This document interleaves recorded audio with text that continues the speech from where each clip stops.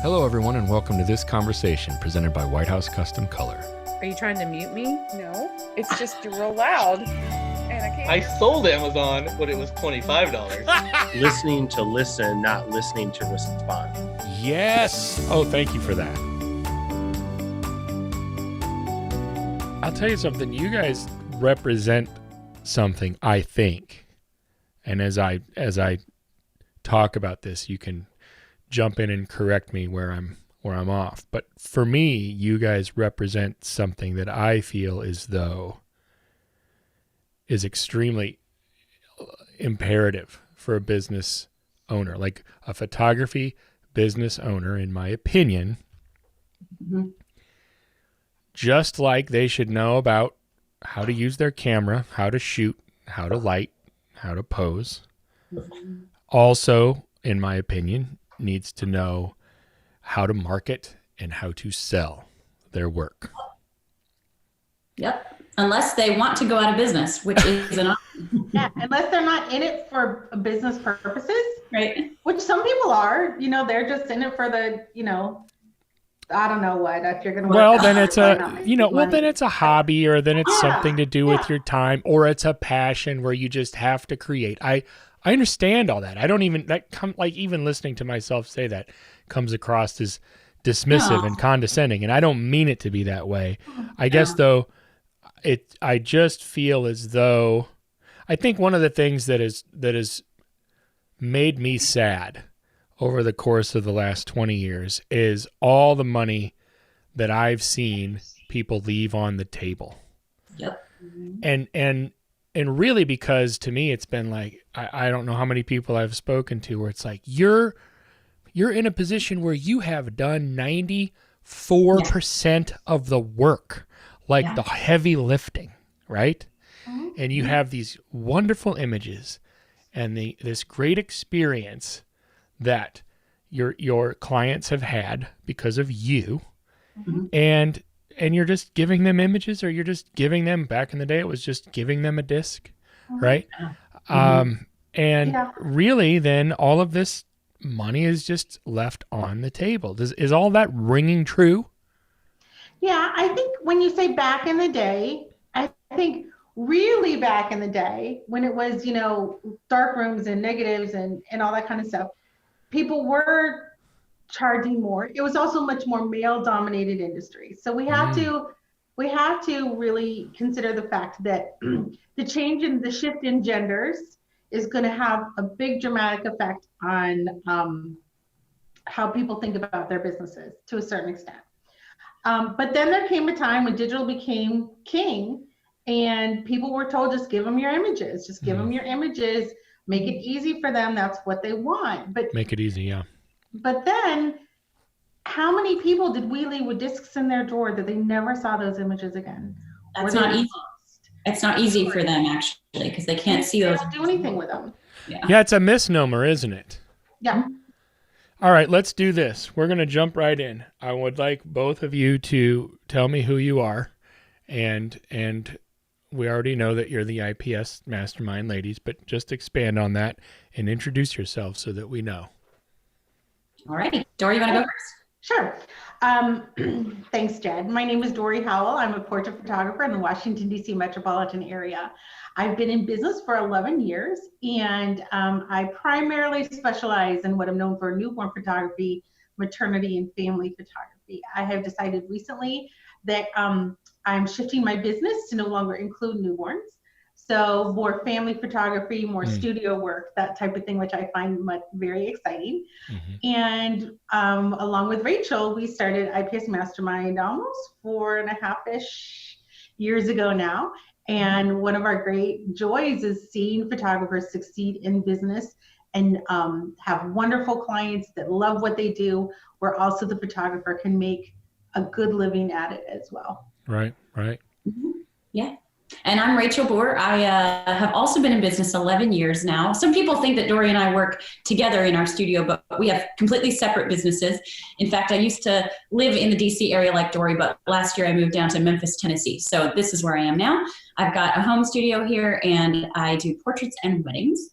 And like Dorie said, the IPS Mastermind thing really came about when we saw so many photographers who were amazing artists, but couldn't figure out how to make a living with their art. And so we felt like there was a need there for education that was easy to digest, easy to understand, easy to apply, so they could start seeing changes right away. And that's what we've created. And it's been amazing, an amazing journey to watch so many business owners transform their businesses and their lives.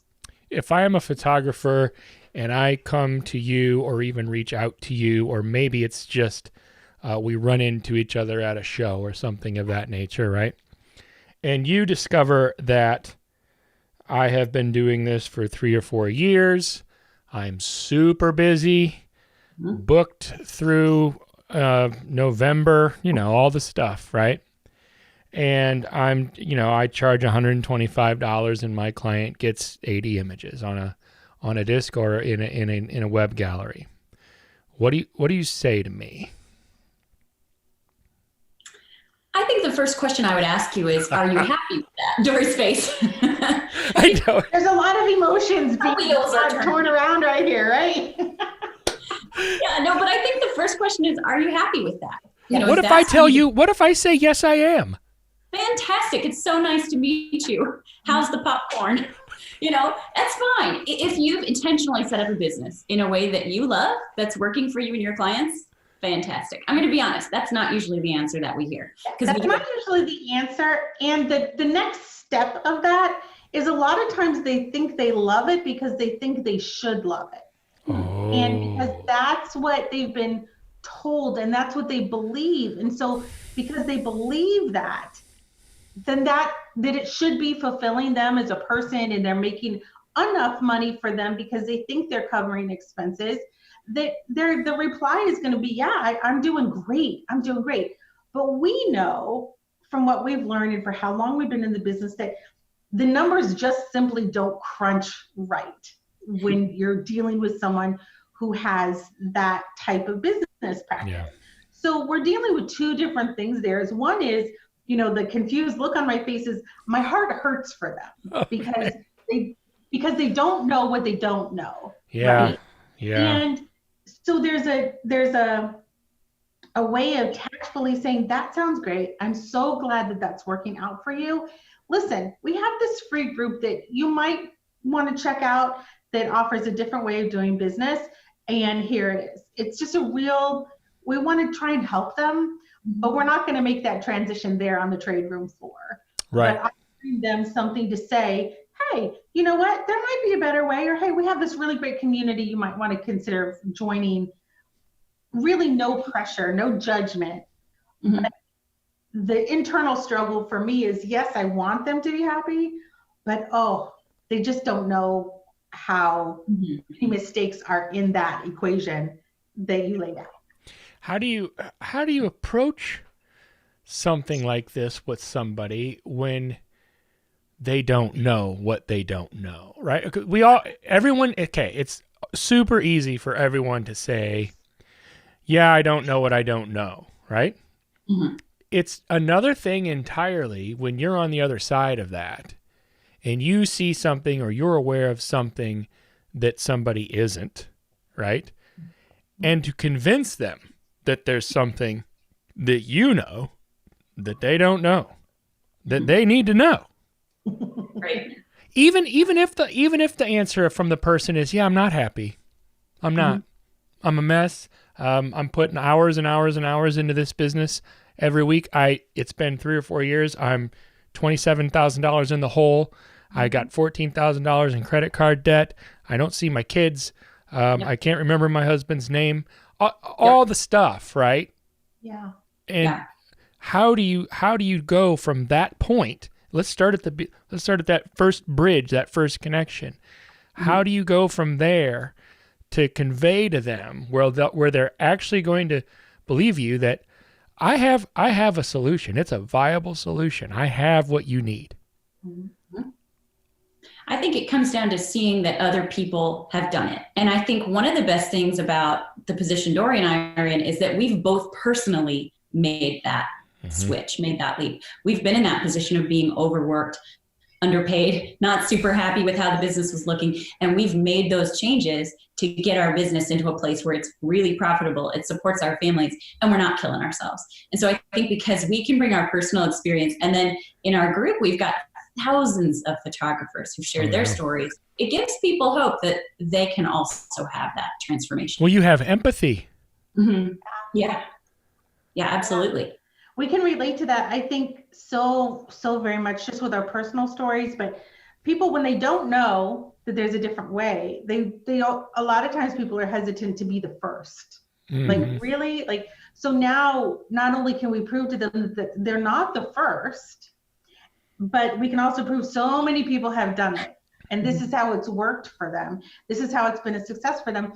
But, you know, it's a big ball of sometimes mind work and getting past your limiting beliefs and putting yourself out there in a way that's uncomfortable. And there are people who are programmed to be able to do that fine. And there are people who are programmed that would rather cut off a toe. Yeah. Like, really. So you have to, each person is different, but our whole Revive system and what we teach in our groups is the fact that, you know what, you need to take those risks. You need to have courage. If something doesn't work out, you go back and you do it again. It's not the end of the world. And realizing that these decisions that we make a lot of times don't have to be permanent, right? Because that gets around the whole idea of people being hesitant or scared. If we can assure them, hey, listen, if you do it and it doesn't work out, guess what? Go back to the old way.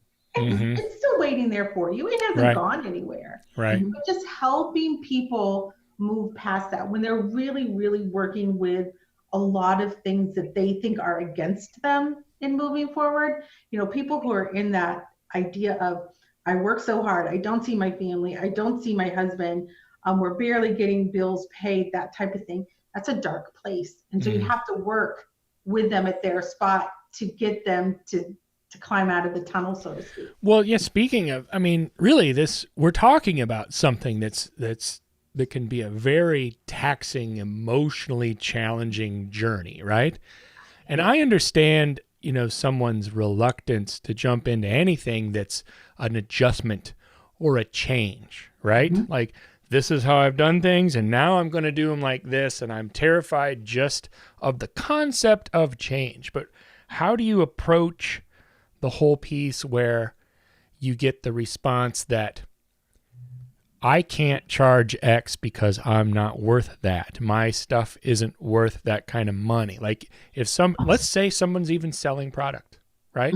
Let's say someone has an 8x10, and I always use that because it's an easy thing for everyone to relate to. But let's say their 8x10s are $12, right? Yeah. And you know, they're hesitant to go to $15. And you legitimately can sit down with somebody and run the numbers, and the numbers might come back. Yeah, you need to be at like minimum 35.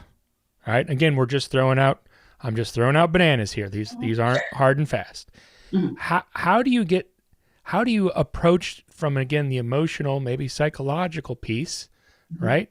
The part that you are worth it, and really because you have to be. In order to, if you want to do this without going further and further into the hole, you have to see this, that not only am I worth it, that's how it has to be. How do you approach that with somebody that's already terrified because of this big swing that you're already putting forth? I think showing numbers, hard facts, the numbers don't lie. We always say that, the numbers don't lie. It is a stepping stone process, especially with people. Them not feeling worthy is so much deeper than them not feeling worthy about their photography. It's not, they probably don't feel worthy in their marriage. They probably don't feel worthy as a provider for their family. They probably don't. So sometimes we go back and we have a lot of even beliefs from childhood that we unfold in the process when we're coaching our members. And it is a process. People have to be willing to trust us a little bit. We have a whole mindset process. But one thing that I think is especially powerful that we tell people, especially when they have children, is that every time you say yes to a client, and you did this work with a client and you come home with $20, you've put in all like $20 profit, so to speak, because that's the way they look at it. You've put in all this time and you've made $20. Can you even take your family out for one dinner for $20? A nice dinner. Let's say Olive Garden. Can you take your family to Olive Garden for $20? And every time you say yes to your client, you're saying no to your family. And once you start relating those things to very, very personal, loved things, because that's really what it comes down to, is that you're working for someone else's family for free and you're denying all your other your family, or even just if you're single, just your passions, time with your dog, time with your friends. It doesn't have to be always your time. It's still your time. Right. And you've given it up for $20. That starts to unfold things. And then we start getting into deeper things when it comes to fear of money, money issues, scarcity issues, and all those things. It is a process. And we work really hard with our members to try and help them see where those things are so we can help them break those patterns. What about then? Okay, I'm trying to just move through it in my mind and trying to consider the conversations I've had with people over the years. Yeah.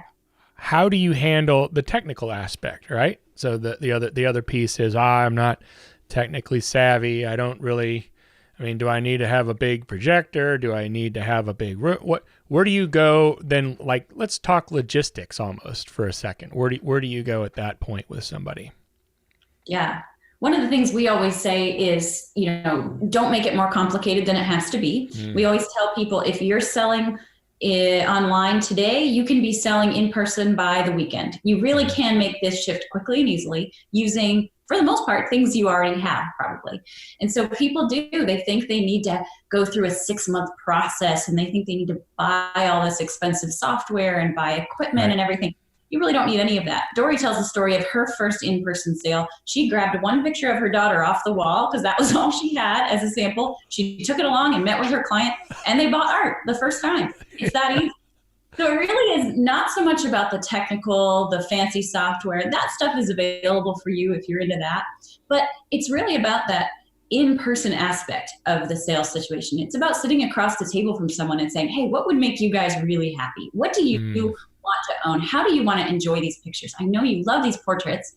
So how do you want to see them every day so that you get that sense of enjoyment out of them every single day? Let me help you with that. It's just that connection, right? It's relational, right? Yeah, relational. And to speak to another point of that is we do have people go, is my work good enough? Is my work good enough? Is my work good enough? A picture of a potato sold for millions of dollars, a black and white picture of a potato. Art is subjective. If you have someone willing to hire you, you are good enough to make a profit off the services you provide. And so just the constant reassurance of don't make it too complicated. You don't need all this special gear that you have other people using. Keep it simple. They've hired you for a reason. You didn't go knocking on their door, forcing them to hire you. Right. All those different messages combined can help start moving along that path of, oh, I have something to share here. It's worth something. I love the don't make it too complicated, kind of the keep it simple sort of mindset. What other pitfalls do people typically fall into that get them stuck? That's a great question. Yeah, I think the beliefs is the one thing that's really, really key that photographers don't talk enough as business owners, because you can't see it. Right. But and thinking that once you conquer one thing, that you're done and you're free forever. Because no, you're not. Once you step outside of one box, there's another box waiting for you that you're going to have to deal with, and another box from there, and everybody deals with that. Yeah. And I think other pitfalls, I think people compare themselves too much to others. Yeah. Preach. Yeah, they're thinking, well, they're doing it that way, so I need to do it that way, when they don't have the courage to create their own systems and their own thing that works best for them. And just getting too bogged down in the nitty gritty and not being brave enough to take that step out. Mhm. They get caught up in just kind of this. We just got hamsters in our house, so this is where this comes. This hamster wheel just Oh spinning, boy. Yeah. spinning, right? Yeah. And they don't realize that they get stuck, Mhm. and they don't. If they just take a step out in faith, that action's going to create that clarity for the next step, and then the next step. It And is then- interesting, like to get caught on the wheel. Part of it is the lack of self-awareness that you're even on the wheel, Yep. It's right? true. Because you're just going, Mhm. right? Yeah. I say that also because I'm the dad that says no to hamsters about every other week Yep. so far. Me too. Sorry, Dad. You guys- We were in that route with a puppy until the compromise was the hamsters. Well, Oh. I have the dog, Oh, and it's my wife and children's dog. They would argue that I love the dog a lot more than what I act like, but guinea pigs and hamsters have been a hard pass for me For for you. quite some time now. Yeah. okay. I love them. They're cute. Whatever. I don't have to clean up. My kids would love to hear this right now. I don't have to clean up hamster hair off my pants every time I want to leave the house, and Oh, but don't get me started on all this Yeah. stuff. Let's do this. I kind of like you guys to map out from your perspectives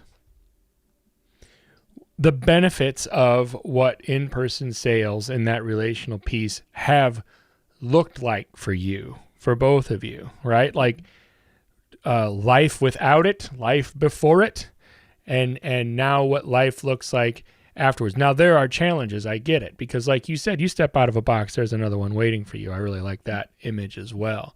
But what does a business, what do your businesses look like as specifically as a result of putting time and effort into in-person sales? Okay. Rachel, you can start. Yeah, my conversion story, if you will, is kind of dramatic. That's what I'm looking for, a conversion story. I like Okay. it. Yeah, I really started out in photography with just a love for taking pictures and absolutely no knowledge of business whatsoever. So I started out really, really making every bad decision that you could possibly make along the way as I set up my business. So I've been there. I've been the girl charging $50 for a CD of 50 images. Yeah. I've been the girl doing, mini sessions and dropping my prices to try to get clients because I didn't know how to market. So I have experienced that side of things. And I can tell you, if I were to sum up that feeling, it's one of desperation and it's one of like overwhelming confusion. So I would sit every day going, how do I grow this business? What do I do? I don't know what to do. I'm not making enough money, but I felt like there was no solution to this problem. I felt lost. And honestly, once my eyes were kind of open to this idea of selling products to clients in person, really helping them through that process and charging a sustainable rate, it's literally like a conversion because everything about my business and my personal life changed for the better. So I went from making a few $100s a client to $3,000 per client very, very quickly, talking in a matter of months, just like that. And I went from never seeing clients again after a session was done, really not having any contact other than here's your gallery, hope you like it, to having these sort of lifelong relationships now where, I get to come back year after year and they work with me and they have that trust with me and we're building beautiful pieces for their family together. Obviously, the income is not a small thing. When you can go from kind of making pocket change with a whole lot of effort to being able to genuinely support your family. My husband, lost his job a few years ago. And I was so thankful in that moment that I had built my business up, even when I didn't need the money, to be able to then jump in and support my family without a problem because I had kind of put that value on my time, even when we, had a second income. So just that kind of thing. I mean, it makes a real life difference for you and your family. So that's Dorie, what's your conversion story? Well, I my conversion love the story, conversion usually story. they ask it that way when it comes to like church, but I'll give it to you in the photography world. I started out and I started charging, I think it was $100 session fee, and I wanted to sell prints because for some reason, just for me, being a photographer and not providing prints, that just didn't make sense to me. Sure. Digital files to me are kind of like air, even though some of that air is really valuable, but I wanted to provide something for them. So I started doing that right away. And I think my first print prices were about like maybe $8 or something like that. Mhm. And I started having some sessions and people would buy things from me, but I was just sending them galleries. They would take forever to choose and that type of thing. And then this was way, we're talking way back in the day before Facebook, where there wasn't all these groups and everything. There were forums. So you enrolled in forums. And I was in a forum and I was reading and they kept saying, oh, well, if you show in person, you'll make more money. If you show in person, you'll make more money. And I'm like, yeah, that's my love language right now. And that's not what a lot of people are going to say. It's like, you really love money. I'm like, yeah, I love money because I love the freedoms that it affords me. Sure. So I'm like, okay, I'm going to try it. So literally, this was like I'd had the session and I contacted my client on Tuesday and I said, hey, I'd really love to show you these images in person. Can I just swing by your house on Saturday?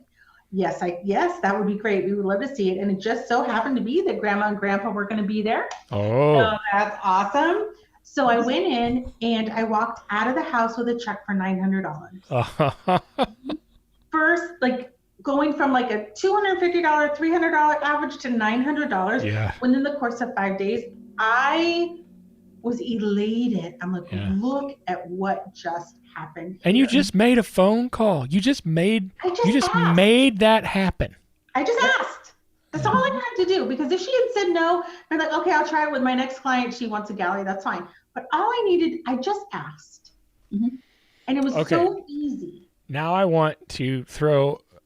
I'm going to intentionally throw you a curveball. Bring it on. Or what might be a curveball. Maybe it's not. Maybe you guys are just going to be like, no big deal. You guys both got into the business 11 years ago. Yeah. 2009, give or take. Yeah. Yep. Anybody that's been around that long or longer knows that it's not the same industry. It's not the same world. Things are not. And let's take the last couple months for a second even out of the equation, right? Okay. We don't even have to go there right now. But even pre-2020, not the same industry, not the same world. What sort of challenges for yourselves even exist now? The box that you were talking about, Dorie, what does the box of the last year or two look like that didn't exist in 2009? So you can say, all I did was make a phone call, right? Like, do you really think that applies today in the same way that it did 10, 11 years ago? Yes. Mm-hmm. Yes, 100%. All you have to do is put yourself out there in a baby step kind of way and ask so much. Like you were talking earlier about money left on the table. Okay. Mm-hmm. So much money is left on the table. And I don't like to focus on the money, because what the money means to me is I'm giving the clients a service. I'm spending my time. I'm going out of my way to make them happy. It's their happiness as well. But the end result that can be counted and is tangible is the money. Okay. Mm-hmm. So much money is left on the table because people just don't simply ask. Really? Mm-hmm. It's just a simple question.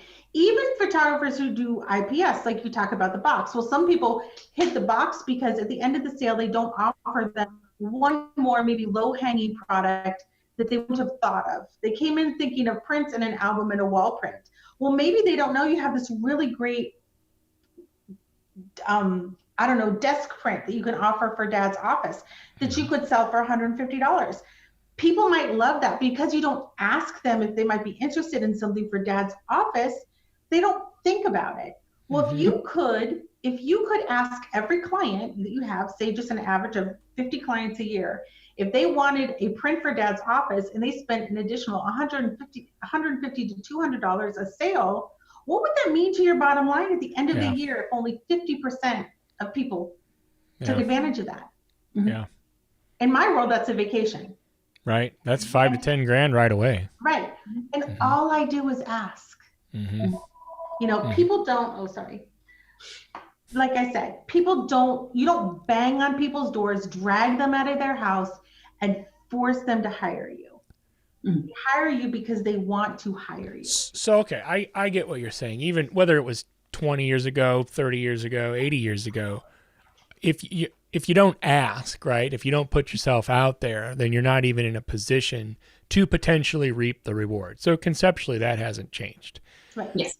What has changed in the last 10 years? What's different now?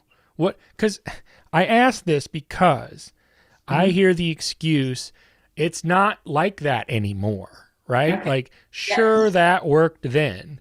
Mhm. It's not going to work now. Are there things that fall into that category? I think there are far fewer things that fall into that category than people would like to believe.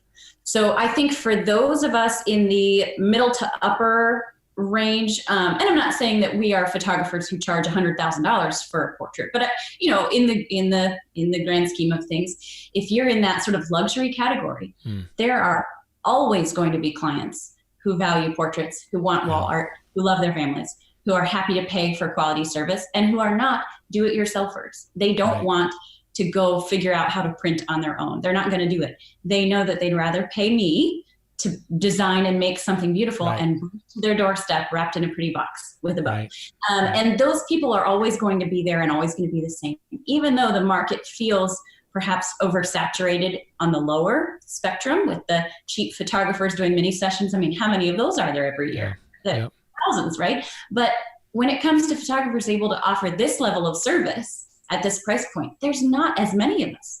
And those clients are still out there, still looking for us. Right. So I think Dorie and I have felt very much like, although that lower end of the market has gotten more saturated, it's good up here towards the top. Come on up, come join us. There's less competition. Yeah, I really like that mindset. Yeah. Would you agree, Dorie? I don't want to put words in your mouth. No, I would totally agree. And it's very interesting because someone, I find a lot of my clients not through social media. So, because they don't have time for social media. They're running corporations, they're taking care of their kids, they're running their households and their nannies and that kind of thing. And I live in the Washington, D.C. area. So my view of the world as far as those kinds of clients might be a little bit different than someone living in rural Nebraska. And I totally understand that. Yeah. But people say when it comes to it won't work in my area or it's just not like that anymore. Yeah. People haven't changed in wanting to preserve their family history. That's still a thing. People want to do it. So you just have to find them. And that's what's key. It's like, a millionaire could be, or multimillionaire could be standing next to you in Walmart because he owns the cattle farm. He's not working at the cattle farm. And people put a lot of judgments on others or on their area. And every time someone asks me, well, I have to charge a certain amount because that's what I can't go more than the highest priced photographer in town, and that kind of stuff. Or, I always go, the first thing I do is I go to Google and I find out where that person lives. I go to Google and I Google the median income of their town. And I say, okay, well, the median income for your town is $45,000 a year, which isn't great, but that's just half. So half the people that you are dealing with make more than that. And they can certainly probably want a session with you. And what people also say is like, well, I can't charge that much. Like they just can't get past that. Yeah. You are not your client. You have to get past the idea that just because you do something a certain way doesn't mean that the community does things a certain way. Or is going to be looking for the same thing you're looking for. So maybe you need to meet more people. I've dealt with that in my own family. I tell the story that we built our studio in 2000.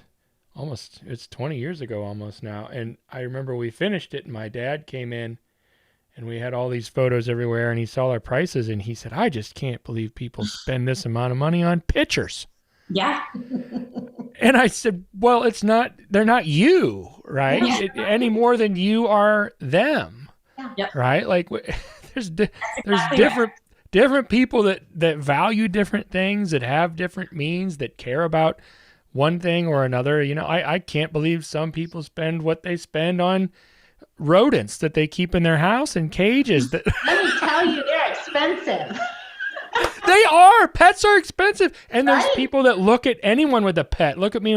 how can you put that much money into a dog? And I'm like, well, my wife and kids, they love the dog. So that's why we have the dog. That's the same concept either way too, isn't it? Yeah. It really is. And some people are going to spend, a couple $100 on a purse or $1,000 on a purse, and other people are going to find the cheapest thing that you can find. Yeah, my mom has 30 purses from 30 garage sales, and she loves them. She loves them. Yeah. Because she has 30. Yeah, that's important. Yes. It's all different kinds of people, and then Yes. it comes down to reaching the people that you want to find for your business. They're out there in every neighborhood, Okay, every community. last thing I want to cover myself that I'm thinking about. I want to really touch on products for a second. I mean, this is a White House Custom Color podcast after all, and I do want to focus on products real quickly because, like for instance, with White House we have 37 million products, right? Mm-hmm. What do you talk about with, let's say, one of your students, right? One of the people that you're consulting, or one of the people in your IPS Mastermind group, regarding products, especially when they're on the beginning phases of all of this and they're dealing with all that stuff already, and they're like, where do I even start with products? What do you say? You want to take that one, Dorie? No, you got it. Okay. You're going to say what I'm going to say. I know. We're the same ones. Well, the first thing that we say is keep it simple, right? Just like we said earlier, right. You got to keep it simple. And one thing that we find is people get very overwhelmed by choosing products. And so then they just don't choose at all. And that becomes a place where they get stuck, right? Yeah. And if it's difficult for us to choose, imagine how hard it is for our clients when we show them too many options, too many products, even within one product line, for albums, here's 17 different size choices and 39 paper choices and embossing. It's too much.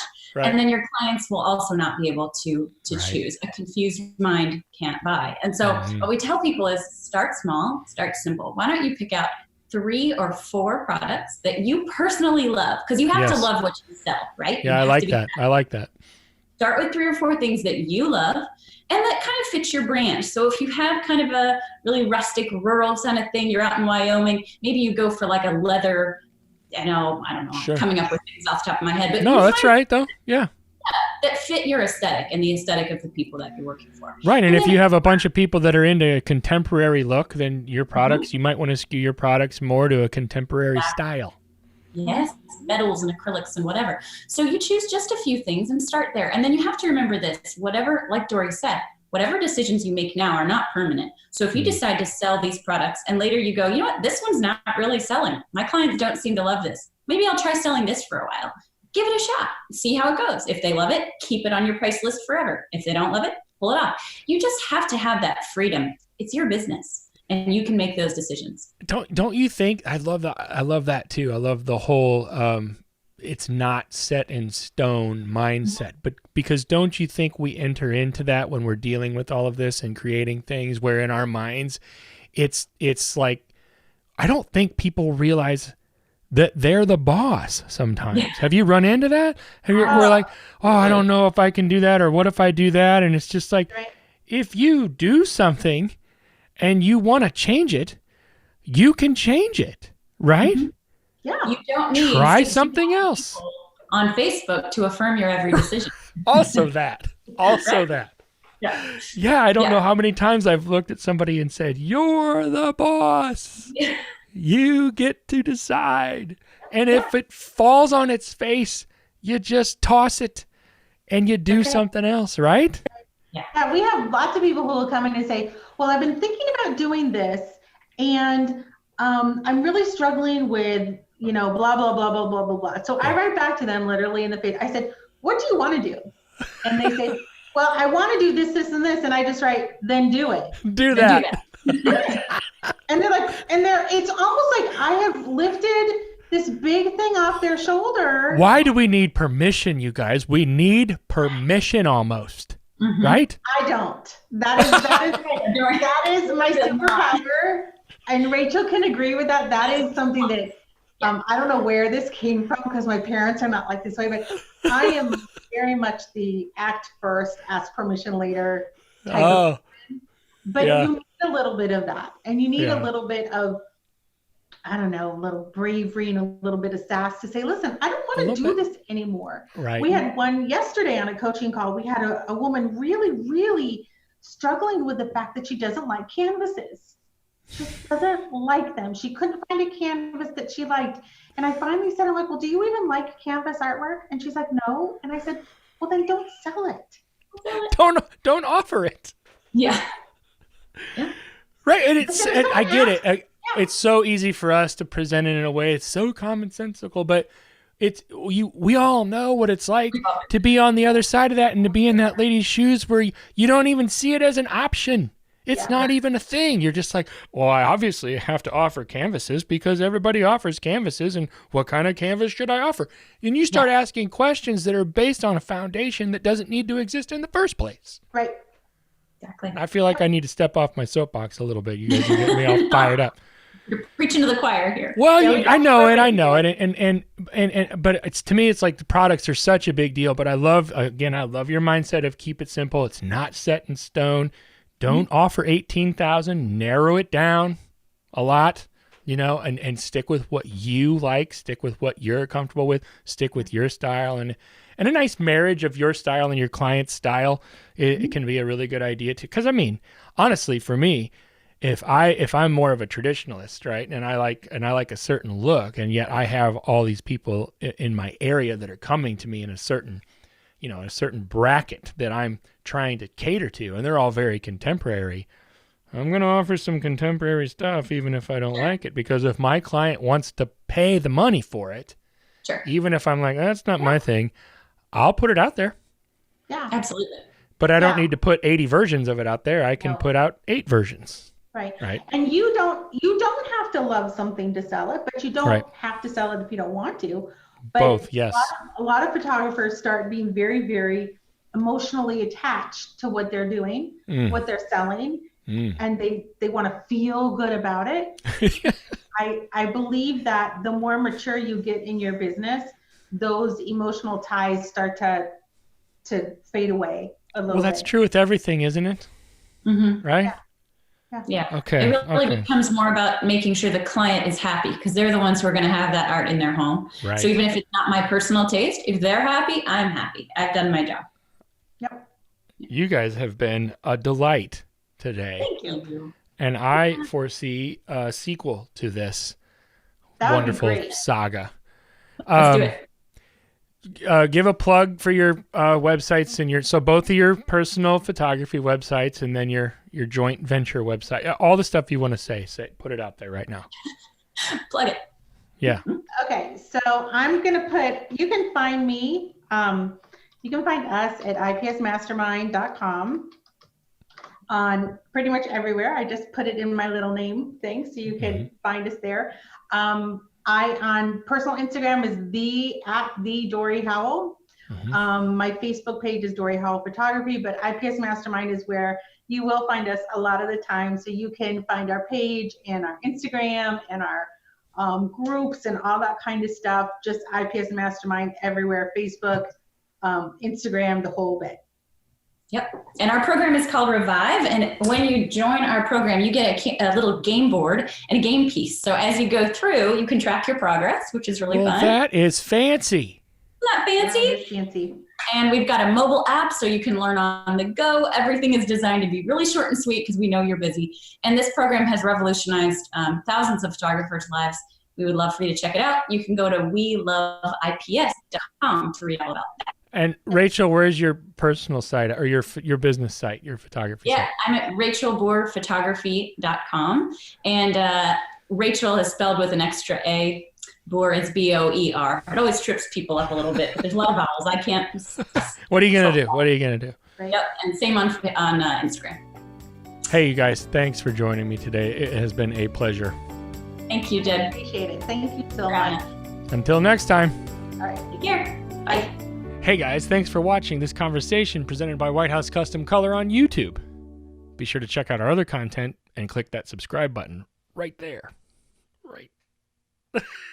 Right there. It's there somewhere.